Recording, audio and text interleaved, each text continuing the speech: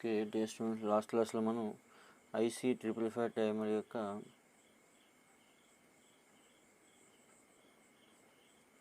Pin diagram,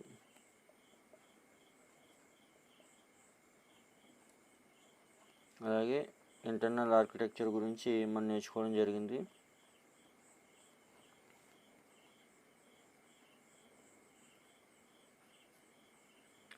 okay, ఈ IC555 timer అనేటువంటిది ఏ విధంగా వర్క్ చేస్తుంది మనకి అన్నట్లయితే దాని యొక్క అప్లికేషన్స్ ఏంటన్నట్లయితే it is used as oscillated circuits and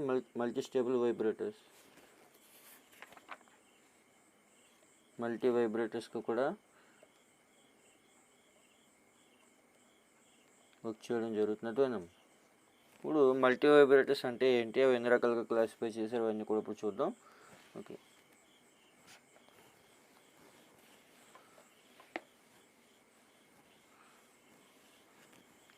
multi vibrators అంటే IC555 యొక్క అప్లికేషన్స్లో మల్టీ వైబ్రేటర్స్ ఒకటి.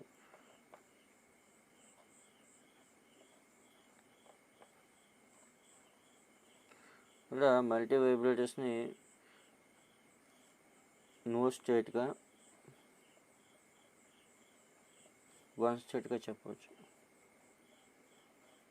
నో స్టేట్ అన్నట్లయితే యాస్టేబుల్ మల్టీ వైబ్రేటర్గా మనం చెప్పవచ్చు. నో స్టేట్కి యాస్టేబుల్ మల్టీ వైబ్రేటర్ అంటాం.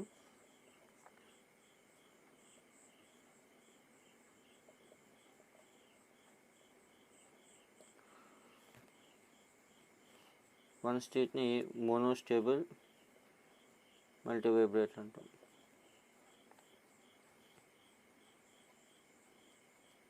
ఇక్కడ నో స్టేట్ అన్నట్లయితే దాని అర్థం ఏంటంటే అవుట్పుట్ అనేటువంటిది ఒక స్టేట్లో ఫిక్స్డ్గా ఉండకుండా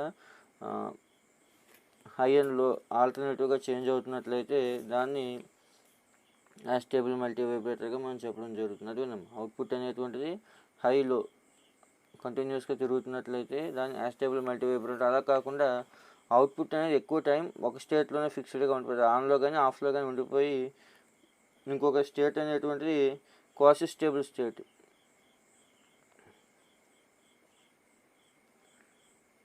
క్వాసి స్టేబుల్ అంటే టెంపరీగా కొన్ని సెకండ్ల పాటు ఉండి వెంటనే మళ్ళీ అవుట్పుట్ చేంజ్ అయిపోతుంది. అంటే ఎక్కువ టైము ఒక స్టేట్లోనే ఉన్నట్లయితే కనుక దాన్ని మోనోస్టేబుల్ అంటాం. అలా కాకుండా హైలో ఆల్టర్నేటివ్గా ఇలా అవుట్పుట్ అనేటువంటి చేంజ్ అవుతూ వెళ్తున్నట్లయితే హైలో కింద దాన్ని యాస్టేబుల్ మల్టీ వైబ్రేటర్గా మనం చెప్పడం జరుగుతుంది. ఇప్పుడు యాస్టేబుల్ మల్టీ వైబ్రేటర్ గురించి డిస్కస్ చేద్దాం.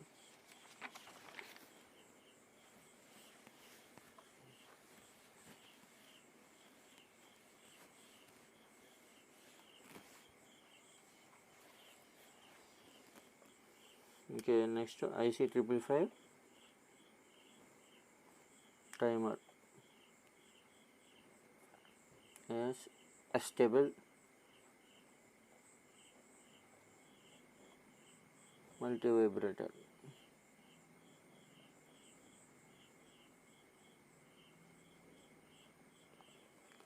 IC555 టైమర్ అనేటువంటి యాస్టేబుల్ మల్టీ వైబ్రేటర్గా ఏ విధంగా వర్క్ చేస్తుంది. ఓకే, ఇక్కడ పిన్ డయాగ్రామ్ వేద్దాం. ముందు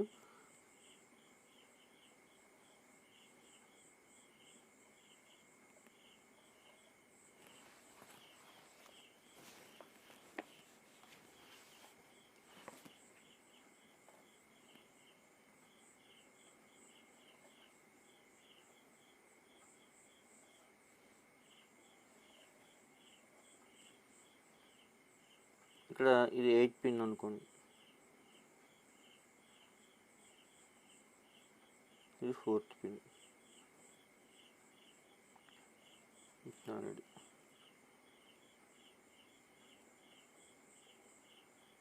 ఇది 1, ఇది 5 అనుకోండి.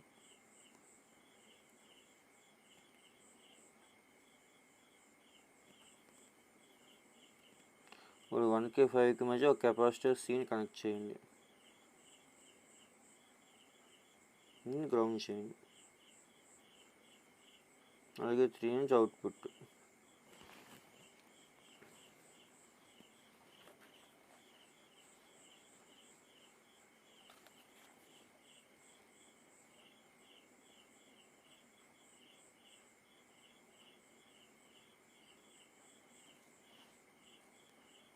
Output V0.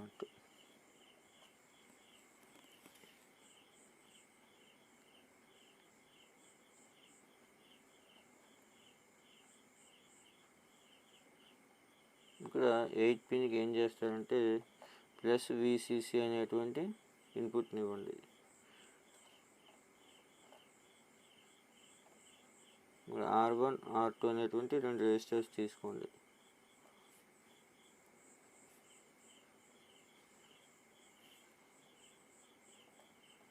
ఈ ఇన్పుట్ని ఇక్కడ పిన్ 7కి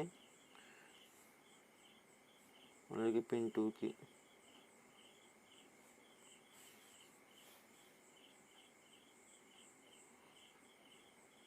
అలాగే పిన్ 6కి నుంచి దీన్ని C1 అనేటువంటి కెపాసిటర్ ద్వారా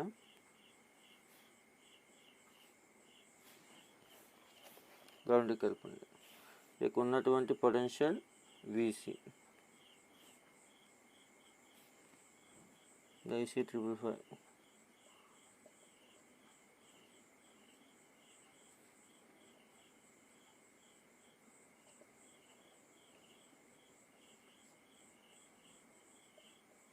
అవుట్పుట్. ఓకే, ఇప్పుడు చూడండి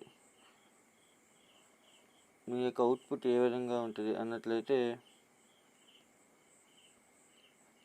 X యాక్సిస్ మీద టైంని, Y యాక్సిస్ మీద VCని తీసుకున్నట్లయితే, అంటే ఈ కెపాసిటర్ యొక్క వోల్టేజ్ VCని తీసుకున్నట్లయితే ఆ కర్వ్ అనేటువంటిది మనకి ఈ విధంగా రావడం జరుగుతుంది.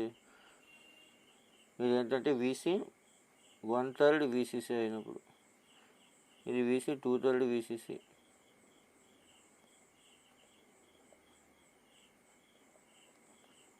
ఏమవుతుంది, కెపాసిటర్ అనేటువంటి ఛార్జింగ్ డిశ్చార్జింగ్ అవుతుంది జరుగుతుంది. ఆ కర్వ్ ఈ విధంగా రావడం జరుగుతుంది. ఇది ఏంటంటే డిశ్చార్జింగ్.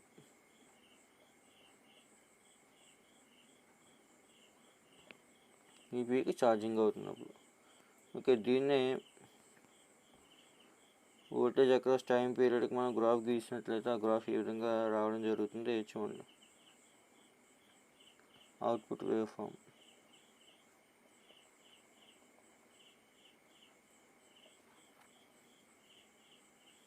ఇక్కడ V0కి చూడండి, ఇక్కడ VCకి టైంకి గ్రాఫ్ గీసినట్లయితే కెపాసిటర్ ఛార్జింగ్ డిశ్చార్జింగ్ ఏ విధంగా అవుతుందో ఈ కర్వ్ చెప్తుంది. ఇప్పుడు ఈ కెపాసిటర్ ఛార్జింగ్ డిశ్చార్జింగ్ బట్టి అవుట్పుట్ ఏ విధంగా వస్తుంది అన్నట్లయితే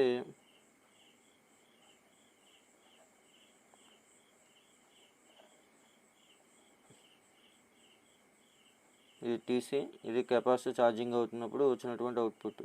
ఇది డిశ్చార్జింగ్ అవుతున్నప్పుడు వచ్చినటువంటి అవుట్పుట్ అనమాట, TD.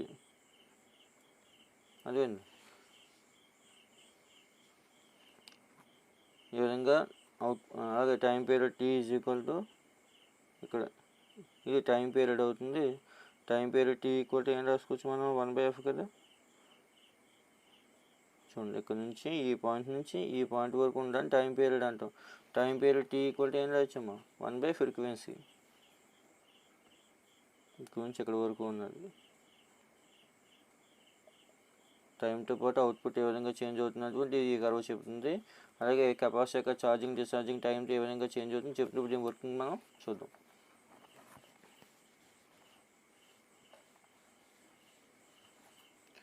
ఇప్పుడు పిన్ 2 పిన్ 6 ఆ రెండింటిని కూడా షార్ట్ చేసాం. అంటే డైరెక్ట్గా ఏం చేసాం, VCC కలిపి దాని నుంచి కెపాసిటర్ కలిపి దాన్ని గ్రౌండ్ కలపడం జరిగింది. ఇక్కడ చూడండి, యాస్టేబుల్ మల్టీవైబ్రేటర్ ఫ్రీ రన్నింగ్ మల్టీవైబ్రేటర్గా పనిచేయడం కోసం ఏం చేసాం, పిన్ 2ని పిన్ 6ని డైరెక్ట్గా కలిపాం, షార్ట్ చేసాం అనమాట. తర్వాత ఇక్కడ IC is equal to VC equal to, ఇక్కడ VC వాల్యూ కనుక 2/3 VCC అయినట్లయితే, అదేనమ్మా ఇక్కడ అప్లై చేసినటువంటి VC వాల్యూ అంటే కెపాసిటర్కి గ్రౌండ్కి మధ్య ఉన్నటువంటి value VC equal to 2/3 VCC అయినట్లయితే కనుక కంపరేటర్స్ గురించి చెప్పాను లాస్ట్ క్లాస్లో. IC ట్యూబ్లో బ్లాక్ డయాగ్రామ్లో 2 కంపరేటర్స్ ఉంటాయి, కంపరేటర్ 1 కంపరేటర్ 2 ఉంటాయి అని చెప్పాం. అందులో కంపరేటర్ 1 యొక్క comparator 1 trigger the flip of inside the timer and output goes low. అదేనమ్మా, అంటే కంపరేటర్ 1 నుంచి trigger the flip flop, flip ఫ్లాప్ని ట్రిగ్గర్ చేసేది అవుట్పుట్ లో వచ్చేలా చేస్తుంది. అవుట్పుట్ ఎప్పుడైతే లో అయిందో ఏమవుతుంది, కెపాసిటర్ అనేటువంటి డిశ్చార్జ్ అవ్వడం జరుగుతుంది. కంపరేటర్ 1 ఏం చేస్తుందంటే ట్రిగ్గర్లోకి వెళ్ళి ట్రిగ్గర్ స్టేట్లోకి వెళ్ళి ఏం చేస్తుంది, అవుట్పుట్ని లో అయ్యే విధంగా చేస్తుంది. అవుట్పుట్ ఎప్పుడైతే లో అయిందో కెపాసిటర్ 1 అనేటువంటి ఛార్జింగ్ అవ్వడం జరుగుతుంది. అలాగే ఒకవేళ VC is equal to 1/3 VCC అయిందనుకోండి, అదేనమ్మా ఆల్రెడీ నా బ్లాక్ డయాగ్రామ్ చెప్పేటప్పుడు చెప్పుకున్నాం వీసీ వాల్యూస్ గురించి. అవి వీసీ ఈక్వల్ టు 1/3 వీసీసీ అయినట్లయితే కంపరేటర్ 2 అనేటువంటి అవుట్పుట్ అయ్యి వచ్చే విధంగా చేస్తున్నాం. సింపుల్గా ఒకటే చూడండి, వీసీ ఈక్వల్ టు 2/3 వీసీసీ అయినట్లయితే కంపరేటర్ 1 అనేటువంటి అవుట్పుట్ లో చేస్తుంది. అవుట్పుట్ ఎప్పుడైతే లో అయిందో కెపాసిటర్ C1 అనేటువంటి డిశ్చార్జ్ అవ్వడం మొదలు పెడుతుంది. వీసీ ఈక్వల్ టు 1/3 వీసీసీ అయినట్లయితే కంపరేటర్ 2 అవుట్పుట్ అయ్యి వచ్చే విధంగా చేస్తుంది. అంటే ఇక్కడ అవుట్పుట్ హై లో అనేటువంటి చేంజ్ అవుతూ ఉంటుంది. అవుట్పుట్ లో అయితే కెపాసిటర్ డిశ్చార్జ్ అవ్వడం మొదలవుతుంది.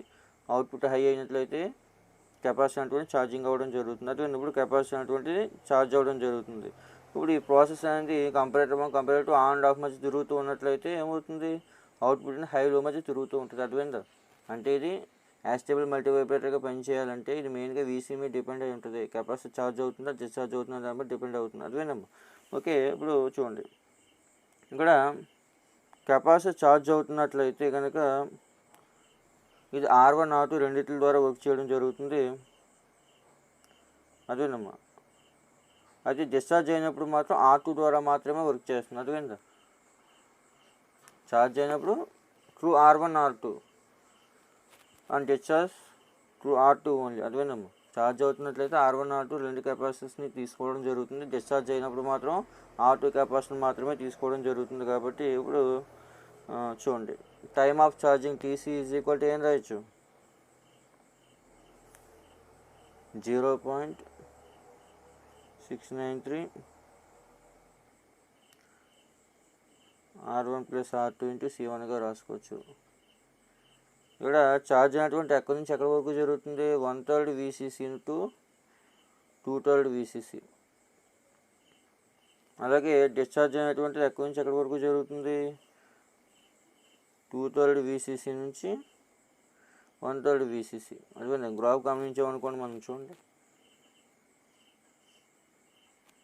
ఎక్స్ఎక్స్ మీద టైంని వైఎక్స్ మీద వీసీని తీసుకుని గ్రాఫ్ గీస్తే చూడండి, 1/3 వీసీసీకి 2/3 వీసీసీకి గ్రాఫ్ గీస్తే ఆ గ్రాఫ్ ఈ విధంగా వచ్చింది. అవునా? అంటే 1/3 వీసీసీ నుంచి 2/3 వీసీసీకి ఛార్జ్ అవుతుంది. 2/3 వీసీసీ నుంచి 1/3 వీసీసీకి ఏమవుతుంది, డిశ్చార్జ్ అవుతుంది. అలాగే డిశ్చార్జ్ అయ్యేటప్పుడు ఓన్లీ R2 మీద మాత్రమే డిపెండ్ అవుతుంది. కాబట్టి therefore time of discharge TD is equal to ఏం రాయొచ్చు, 0.693 R2C1గా రాసుకోవచ్చు. ఇప్పుడు therefore total time T equal to time period of the waveform T is equal to ఏం రాయొచ్చు, time of charging plus time of discharging. అవునా? ఇక్కడ ఒక వేవ్ తీసుకున్నట్లయితే అందులో టైమ్ ఆఫ్ ఛార్జింగ్ ఉంది, అలాగే టైమ్ ఆఫ్ డిశ్చార్జింగ్ ఉంది. కాబట్టి T ఈక్వల్ టు ఏం రాసుకోవచ్చు, TC ప్లస్ TD. అంటే 0.693 R1 plus R2 into C1 plus 0.693 R2C1. అదేందమ్మా, మరి 0.693 common తీసినట్లయితే R1 plus R2 plus R2 అంటే ఇప్పుడు ఏమవుతుంది, 0.693 R1 ప్లస్ 2R2గా రాసుకోవచ్చు. ఇది time period of the waveform అవుతుంది. అదేందమ్మా, ఇక్కడ టైమ్ ఆఫ్ ఛార్జింగ్ అన్నట్లయితే 0.693 into R1 plus R2 into C1గా రాసుకోవచ్చు. ఇప్పుడు టీడీ ఈజ్ ఈక్వల్ టు ఏం రాయొచ్చు, డిశ్చార్జ్ అయినటువంటి ఓన్లీ R2 ద్వారానే జరుగుతుంది. అందువల్ల ఇక్కడ R2 ఒకటే వాడడం, ఇక్కడ R1 ప్లస్ R2 వాడే ఇక్కడ R2 వాడడంగా కారణం అది. డిశ్చార్జ్ అనేది R2 ద్వారానే అవుతుంది.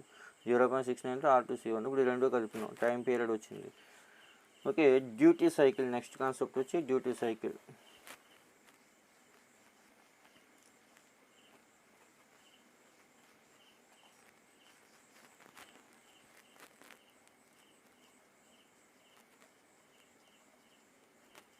ఓకే, డ్యూటీ సైకిల్ అన్నట్టు ఏం చెప్తున్నాడు, the ratio of time in the high state to the time period. అదేనమ్మా, అంటే duty cycle is equal to ఏం చెప్పొచ్చు అంటే TC/T. అదేనమ్మా, time in high state to the time period. అంటే హై స్టేట్ అది ఎంత టైం ఉంది, అలాగే టైం పీరియడ్ కదమ్మా, ఇన్పుట్ అనేటువంటిది. అదే చూడండి, ఛార్జింగ్ అయ్యేటప్పుడు ఎంత టైం తీసుకుంటుంది, హై స్టేట్కి వెళ్ళడానికి ఎంత టైం తీసుకుంటుంది, టైం పీరియడ్కి రేషియో కడితే దాన్నే మనం డ్యూటీ సైకిల్గా మనం చెప్పడం జరుగుతుంది. TC ఈజ్ ఈక్వల్ టు ఏంటి మనకి 0.693 R1 plus R2 C1 by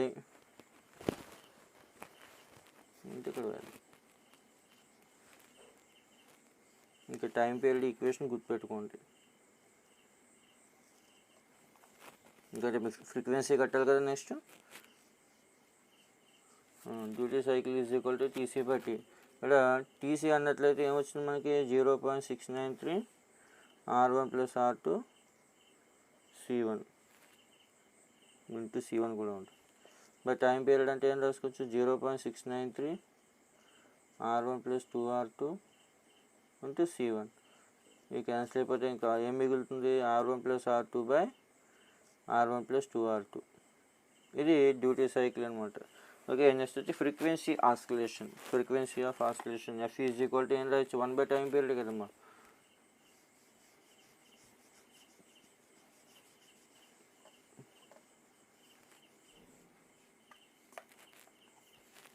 frequency F is equal to 1 by time period అంటే 1 by 0.693 R1 plus 2R2 into C1. 1 by 0.693 అంటే ఏమవుతుంది, 1.414 by R1 plus 2R2 into C1 HS. Okay, ఇంకా 2R2.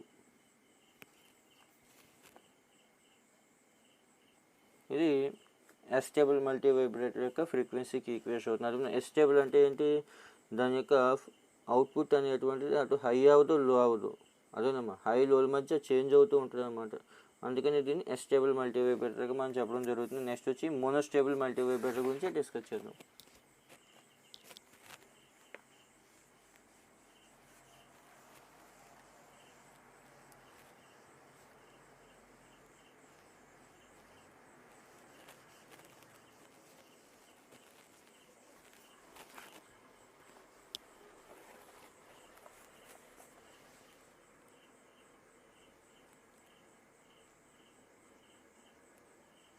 I see 555 timer as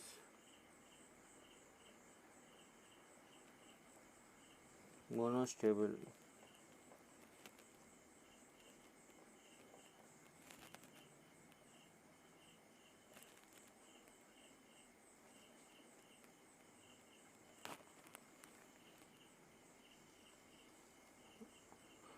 IC 555 timer అంటే మోనోస్టేబుల్ multi vibrator ఎలా పనిచేస్తుంది. ఇక్కడ మోనోస్టేబుల్ అన్నట్లయితే అయితే అవుట్పుట్ అంటే అయితే హై అన్న అవుతుంది లేదా లో అన్న అవుతుంది, అది ఫిక్స్డ్గా ఉండిపోతుంది.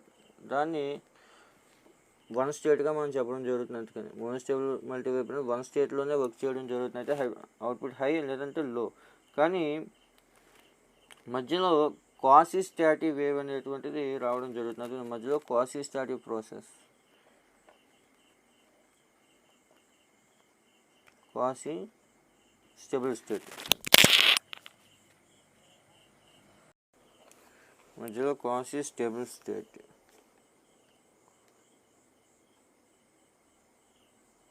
ఈ క్వాసీ స్టేబుల్ స్టేట్ అన్నట్లయితే ఏం చెప్పొచ్చు మనం అంటే ఒక పర్టికులర్ టైంలో కొన్ని సెకండ్ల పాటు ఈ స్టేట్ ఉంటుంది. ఆ తర్వాత మళ్ళీ వెంటనే అంతకు ముందు ఉన్నటువంటి ప్రీవియస్ స్టేట్కి వెళ్ళిపోవడం జరుగుతుంది. అందుకని దీన్ని క్వాసీ స్టేబుల్ స్టేట్గా మనం చెప్పడం జరుగుతుంది. ఇంకా అవుట్పుట్ అనేటువంటి ఏదో ఒక స్టేట్లోనే స్టేబుల్గా ఉండడం జరుగుతుంది. కాకపోతే క్వాసీ స్టేబుల్ స్టేట్ అనేటువంటిది కూడా రావడం జరుగుతుంది. అదేనమ్మా ఇంకా ఆటోమేటిక్గా మళ్ళీ తిరిగి అంతకుముందు ఉన్నటువంటి అవుట్పుట్లోకి వెళ్ళిపోవడం జరుగుతుంది అనమాట. ఇంకా ఇది నెక్స్ట్ సర్క్యూట్ డయాగ్రామ్ చూద్దాం.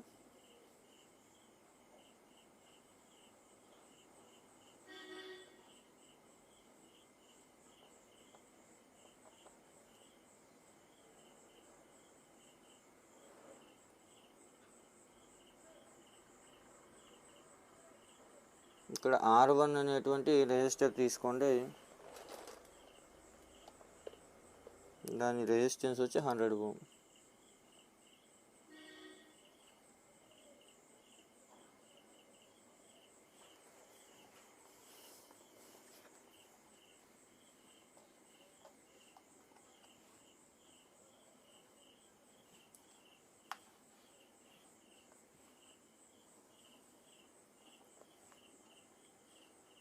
ఇది IC555 3 నుంచి అవుట్పుట్ తీసుకోండి. అవుట్పుట్ V0ని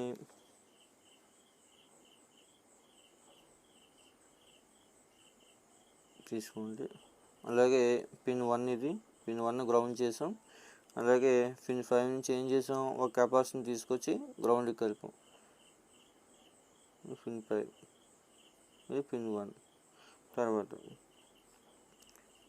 అంతకు ముందులాగే పిన్ 6ని 7ని డైరెక్ట్ VCC కలపండి. పిన్ 7 అలాగే పిన్ 6 రెండింటిని కూడా ఏం చేసాం, డైరెక్ట్గా VCC కలిపాం.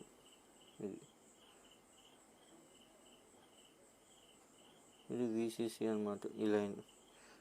దీనికే పిన్ 8ని 4ని కూడా కలిపాం.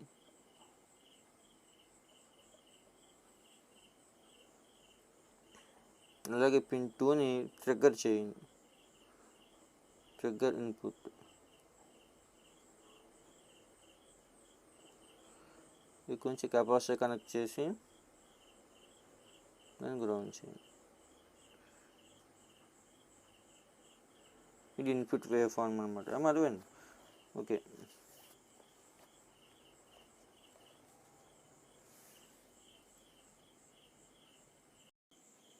నెక్స్ట్ చూడండి, వేవ్ ఫార్మ్స్. పిన్ 2 దగ్గర వేవ్ ఫార్మ్ అంటే ఇన్పుట్ వోల్టేజ్ మనం చూసినట్లయితే ఆ టైంతో ఏ విధంగా చేంజ్ అవుతుంది.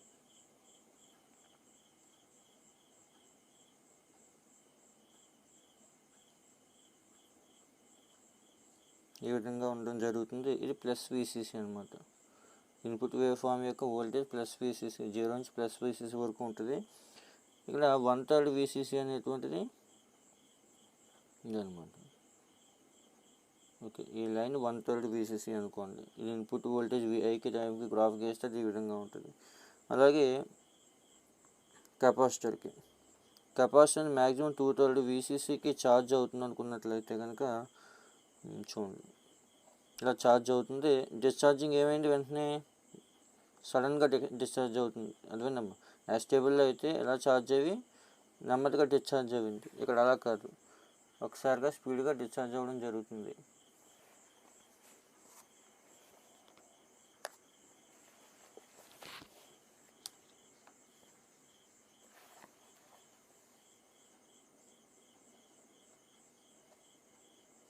ఈ విధంగా రావడం జరుగుతుంది అన్నమాట.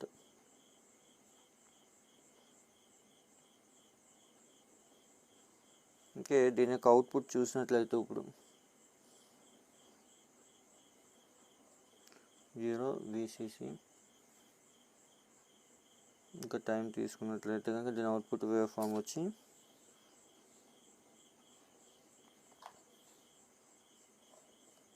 ఈ విధంగా రావడం జరుగుతుంది.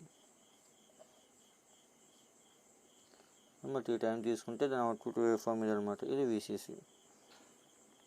ఇది టైమ్ ఆఫ్ ఛార్జింగ్ అవుతుంది. అదేనమ్మా, ఇందులో టైమ్ ఆఫ్ డిశ్చార్జింగ్ అనేటువంటిది ఉండదు, ఎందుకంటే సడన్గా డిశ్చార్జ్ అయిపోయింది. అదేనమ్మా, మళ్ళీ కొంచెం ఛార్జింగ్ అవుతుంది. అందువల్ల చూడండి, ఇక్కడ ఒక స్టేట్ మాత్రమే మనం క్లియర్గా చూడగలుగుతున్నాం. రెండో స్టేట్ ఏంటి, ఛార్జింగ్ మనం చూడగలుగుతున్నాం. డిశ్చార్జింగ్ అనేది క్వాసీ స్టేట్లోకి వెళ్తుంది అనమాట, ఎందుకంటే సడన్గా డిశ్చార్జ్ అయిపోతుంది. ఓకే, ఇప్పుడు నేను వర్కింగ్ చూద్దాం. అటువంటి కదా, మోనోస్టేబుల్లో ఛార్జింగ్ అనేటువంటి స్లోగా జరుగుతుంది, డిశ్చార్జింగ్ అనేటువంటి సడన్గా జరుగుతుంది అనమాట. ఓకే, ఇక్కడ చూడండి, ఇందులో మనం ఆ డయాగ్రామ్స్లో ఏం చూసాం, trigger input, capacitor voltage, output waveforms 3 చూసాం. ఇక్కడ చూడండి, పిన్ 1 ఏం చేసాం, గ్రౌండ్. అలాగే ట్రిగ్గర్ ఇన్పుట్ని 2కి అప్లై చేసాం. ఇది ట్రిగ్గర్ ఇన్పుట్ని 2కి అప్లై చేసాం. అలాగే output is taken at pin 3, అవుట్పుట్ని 3 దగ్గర నుంచి తీసుకున్నాం. అలాగే పిన్ 4ని VCC కలిపాం. అర్థమైందమ్మా, ఇక్కడ పిన్ 4ని VCCకి ఎందుకు కలిపంటే యాక్చువల్గా పిన్ 4 అనేటువంటిది మనకి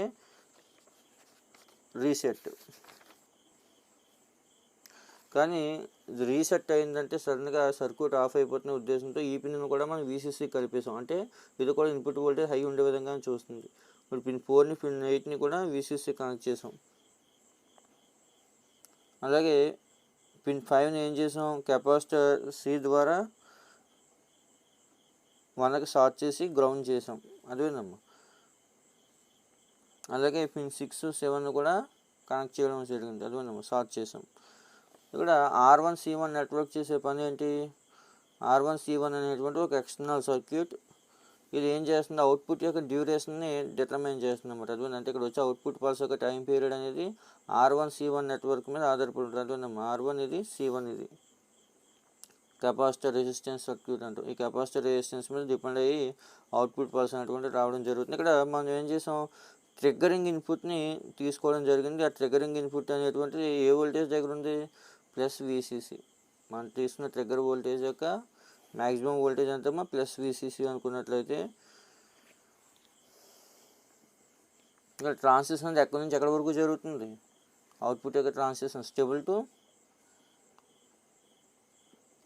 క్వాసీ స్టేబుల్ స్టేట్. అదేనమ్మా ఇక్కడ మన ఇన్పుట్ని తీసుకుని +VCC వోల్టేజ్ ఉందనుకున్నట్లయితే అది ఇక్కడ అవుట్పుట్ యొక్క ట్రాన్సిషన్ ఎక్కడి నుంచి ఎక్కడి వరకు జరుగుతుంది? Stable to quasi stable. ఇక్కడ క్వాసీ స్టేబుల్ స్టేట్ రావాలి అంటే మనం తీసుకున్నటువంటి వేవ్ ఫామ్ పాజిటివ్ పీక్తో పాటు నెగిటివ్ పీక్ కూడా అప్లై చేయాలి. అదేనమ్మా ఇక్కడ స్టేబుల్ స్టేట్తో పాటు క్వాసీ స్టేబుల్ స్టేట్ మనం ఎక్స్ప్లెయిన్ చేసుకోవాలంటే పాజిటివ్ పీక్తో పాటు నెగిటివ్ పీక్ కూడా అప్లై చేసినప్పుడే మనం క్వాసీ స్టేబుల్ స్టేట్ని అర్థం చేసుకోవడం కుదురుతుంది. అలాగే అవుట్పుట్ యొక్క విడ్త్ అనేటువంటిది వచ్చి లేదా యాంప్లిట్యూడ్ వచ్చి 2/3 VCC ఉండడం జరుగుతుంది. అదేనమ్మా అవుట్పుట్ యొక్క మ్యాక్సిమం యాంప్లిట్యూడ్ వచ్చి +2/3 VCC ఉండడం జరుగుతుంది. ఇప్పుడు దీని యొక్క ఆపరేషన్ అంటే వర్కింగ్ చూద్దాం.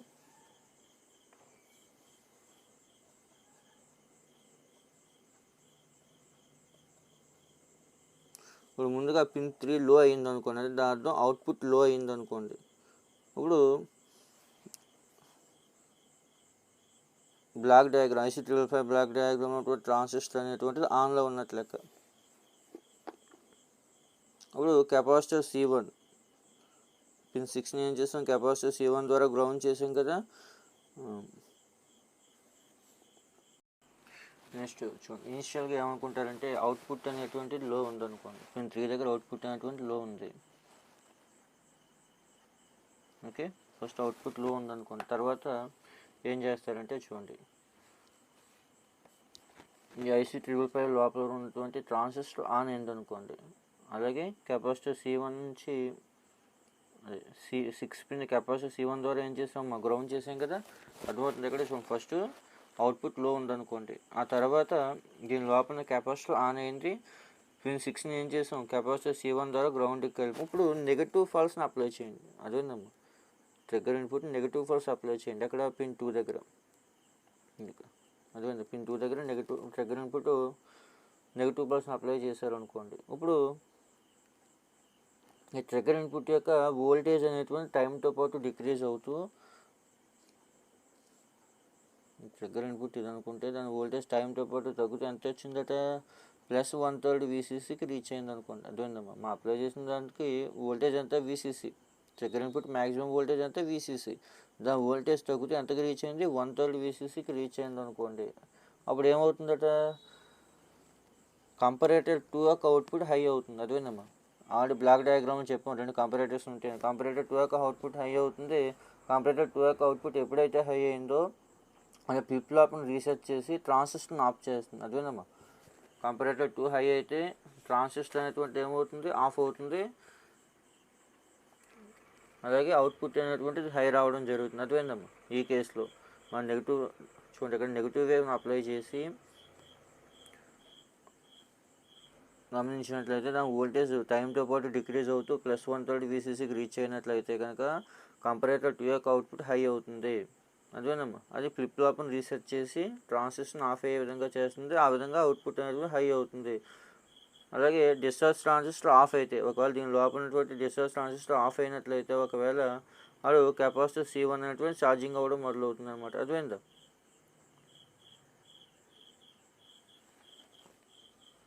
ఇక్కడ ఛార్జింగ్ అనేటువంటిది R1 రెసిస్టర్ ద్వారా జరుగుతుంది అనమాట. అదేందా ఇక్కడ చూడండి ఏం చేస్తున్నాం? ఒక నెగిటివ్ ట్రిగ్గర్ అప్లై చేసి దాని వోల్టేజ్ అనేటువంటిది డిక్రీజ్ అవుతుంది అనుకున్నాం. ఎంతవరకు డిక్రీజ్ అవుతుంది? -1/3 VCC అదే సార్ +1/3 VCCకి డిక్రీజ్ అవుతుంది అనుకున్నాం నెగిటివ్ పల్స్ది. అదేనమ్మా ఎప్పుడైతే 1/3 VCCకి డిక్రీజ్ అయిందో కంపరేటర్ 2 అనేటువంటిది దాని యొక్క అవుట్పుట్ అనేటువంటి హై అవి ట్రాన్సిస్టర్ని ఏం చేస్తుంది, ఆఫ్ చేస్తుంది. అదేనమ్మా, ఎప్పుడైతే డిశ్చార్జ్ ట్రాన్సిస్టర్ ఆఫ్ అయిందో ఇక్కడ ఉన్న కెపాసిటర్ ఛార్జ్ అవ్వడం మొదలవుతుంది అనమాట. అది R1 రెసిస్టర్ ద్వారా ఛార్జ్ అవ్వడం మొదలవుతుంది. ఇప్పుడు ఈ కెపాసిటర్ యొక్క ఛార్జ్ వోల్టేజ్ అనేది ఎక్స్పెన్షియల్గా పెరుగుతూ ఆ 2/3 VCCకి రీచ్ అయినట్లయితే, అదేనమ్మా, ఇప్పుడు ఇక్కడ ఛార్జ్ అవుతుంది కాబట్టి దీని పొటెన్షియల్ ఇంక్రీజ్ అవుతుంది కదా, దీని యొక్క పొటెన్షియల్ 2/3 VCCకి ఇంక్రీజ్ అయినట్లయితే కనుక ఇప్పుడు కంపరేటర్ 1 అనేది హై అవుతుంది. ముందు కేసులో కంపరేటర్ 2 హై అయింది కదా, ఇప్పుడు కంపరేటర్ 1 హై అవి అది ఏం చేస్తుంది, ఆ ఫ్లిప్ ఫ్లాప్ని సెట్ చేస్తుంది. ఫ్లిప్ ఫ్లాప్ని సెట్ చేసి ట్రాన్సిస్టర్ అనేటువంటిది ఏం చేస్తుందమ్మా, సాచురేషన్ స్టేట్కి వెళ్తుంది. ట్రాన్సిస్టర్ ఎప్పుడైతే సాచురేషన్ స్టేట్కి వెళ్ళిందో కెపాసిటర్ C1 అనేటువంటిది ఏమవుతుంది, డిశ్చార్జ్ అవ్వడం మొదలవుతుంది. ఫస్ట్ కేసులో కంపరేటర్ 1 రీసెట్ అవి ట్రాన్సిస్టర్ని ఆఫ్ చేసి కెపాసిటర్ ఛార్జ్ అయ్యే విధంగా చేసినట్లయితే, ఇప్పుడు తర్వాత పాజిటివ్ పీకి వెళ్తున్నప్పుడు ఏమవుతుంది, కెపాసిటర్ అనేటువంటి డిశ్చార్జ్ అవ్వడం జరుగుతుంది అన్నమాట. ఈ విధంగా ఈ ప్రాసెస్ అనేటువంటిది రిపీటెడ్గా జరిగి అవుట్పుట్ అనేటువంటి చేంజ్ అవ్వడం జరుగుతుంది. ఎక్కడి నుంచి ఎక్కడ చేంజ్ అవుతుంది అవుట్పుట్ అనేటువంటిది, స్టేబుల్ స్టేట్ నుంచి క్వాసి స్టేబుల్ స్టేట్కి చేంజ్ అవ్వడం జరుగుతుంది. అది విందాం.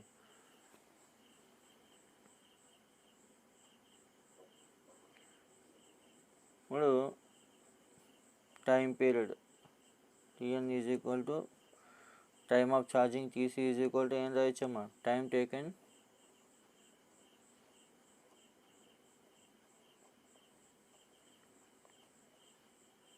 C1 to charge from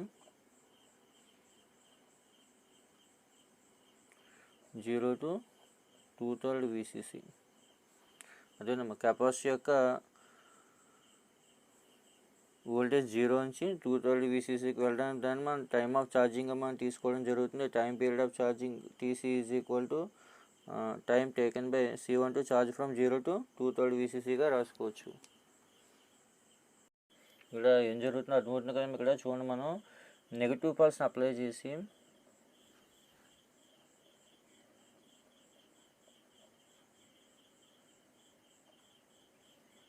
అదేండి, మనం నెగిటివ్ పల్స్ని అప్లై చేసి ట్రిగ్గర్ ఇన్పుట్ అనేటువంటిది, ట్రిగ్గర్ ఇన్పుట్ యొక్క వోల్టేజ్ అనేటువంటిది ఏమవ్వాలి, 1/3 VCCకి రీచ్ అయినట్లయితే, అదే ట్రిగ్గర్ ఇన్పుట్ యొక్క వోల్టేజ్ 1/3 VCCకి రీచ్ అయితే కంపరేటర్ 2 హై అవుతుంది. కంపరేటర్ 2 అనేటువంటిది హై అవుతుంది.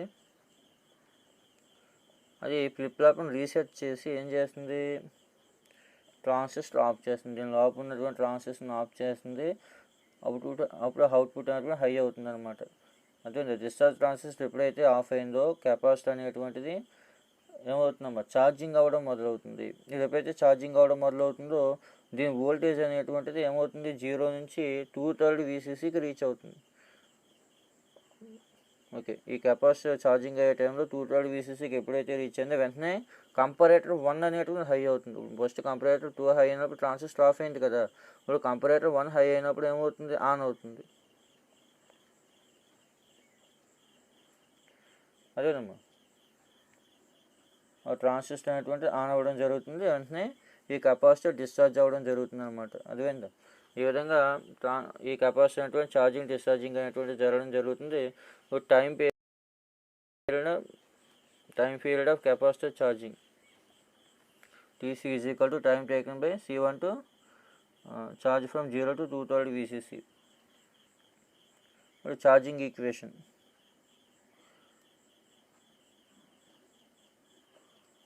ఛార్జింగ్ ఈక్వేషన్ వచ్చి VC ఈజ్ ఈక్వల్ టు ఏం రాయొచ్చట, VCC into 1 - E4 - T by R1C1గా రాసుకోవచ్చు.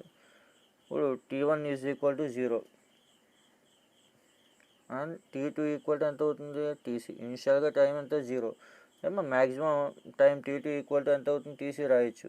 అలాగే వోల్టేజ్ ఎంత రీచ్ అవుతుంది, VC is equal to 2/3 VCC ఛార్జింగ్లో. అవునా, ఈ వాల్యూస్ ఇందులో సబ్స్టిట్యూట్ చేస్తే 2/3 VCC is equal to VCC into 1 - E4 - T అంటే ఏం రాసుకోవచ్చు, TC రాసుకోవచ్చు కదా, TC by R1C1. VCC cancel అయిపోతే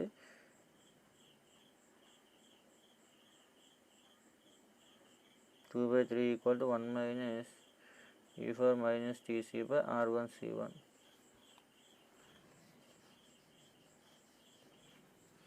దాని ఏం రాయొచ్చు, E4 minus TC by R1C1 is equal to 1 minus 2/3.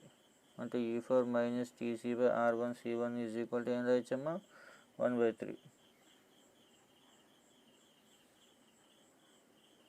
లేదు, దీన్నే TC ఈజ్ ఈక్వల్ టు 1.11 RC1గా రాసుకో, సింప్లిఫై చేసుకుని. అంటే లాగర్థం అప్లై చేసి దాన్ని సింప్లిఫై చేస్తే TC is equal to 1.11 RC1 వస్తుంది అనమాట. అర్థమైందా? అంటే దీన్ని బట్టి అవుట్పుట్ యొక్క విత్ అనేటువంటిది చూడండి, ఇది అవుట్పుట్ అనుకోండి. ఈ అవుట్పుట్ యొక్క విత్ అనేటువంటిది ఎవరి మీద డిపెండ్ అవుతుందట, RC1 మీద డిపెండ్ అవుతుంది. మనం తీసుకునే రెసిస్టర్ కెపాసిటీ మీద డిపెండ్ అవుతుంది. దీనికి అప్లికేషన్స్ ఏంటంటే missing pulse detector. Missing pulse detector అంటే ఎక్కడైనా ఒక పల్స్ మిస్ అయితే దాన్ని ఎలా డిటెక్ట్ చేయొచ్చు. అలాగే ఫ్రీక్వెన్సీ డివైడర్, ఫ్రీక్వెన్సీని డివైడ్ చేయడానికి. అలాగే వాటర్ లెవెల్ ఫిల్ కంట్రోల్, అదేనమ్మా. అలాగే టార్చ్ స్విచ్, ఇలా రకరకాల అప్లికేషన్స్ అనేటువంటి మనకు ఉండడం జరుగుతుంది. ఇక్కడ మనకి యాస్టేబుల్, మోనోస్టేబుల్ రెండింటిలో ఏదో ఒక క్వశ్చన్ మనకి ఎక్కువ కావడానికి అవకాశం ఉందమ్మా. Okay, thank you.